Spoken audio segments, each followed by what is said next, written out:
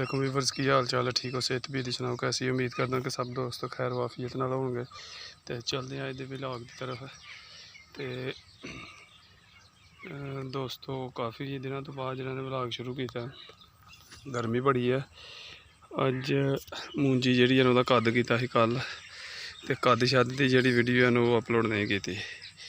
मूंजी जी 09 अं शुरू कर दी है, तो कद कर छड़िया 09 जी इस दफ़ा सुपरी को ख़त्म किया। सुपरी की जगह तो जरा 1509 वो काश्त कर छड़ी है। तो इस जगह के उत्ते लगे चरी बाजरा बीजन। अगला किला जोड़ा पिपलियां के नाल उत्थे बाजरा तो तिल लगे बीजन।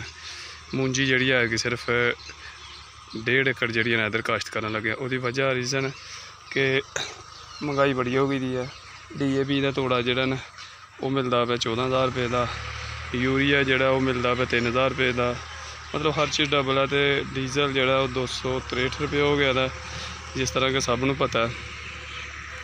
तो दिन ब दिन जड़ियाँ कीमत वधन की वजह तो इस दफ़ा बिल्कुल टोटली जी जमीन है ना अजे तक किसी ने बुवाई शुरू नहीं की, क्योंकि रेट बड़े ज़्यादा हो गए ने, महंगाई बड़ी हो गई है। तो कुछ समझ नहीं चलती भी, बारिश भी नहीं हो रही। बाकी अल्लाह पाक ही करम करे।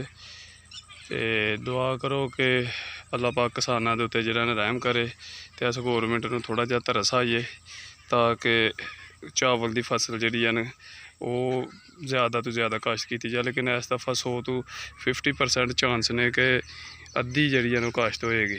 अगर अगे 100% ही तो 50%, क्योंकि इस दफ़ा 50% बाजरा काश्त हो रहा है। उसकी वजह कि डीजल बहुत महंगा है, बुवाइयाँ बड़ियां महंगियां हो गई ने। तो इस गौरमेंट को कोई शर्म नहीं आती भी। तो अगर इस तरह ही चलता रहा तो मजीद नैक्सट जोड़े साल ने हो सकता अगले साल ये भी काश्त करना लोग छड्ड देन, क्योंकि इस दफ़ा रोई के भी कोई काश्त नहीं करता। इस दफ़ा पनीरी की काश्त बड़ी घट जी हुई है। इस वीडियो का अख्ताम करने। अल्लाह हाफिज़।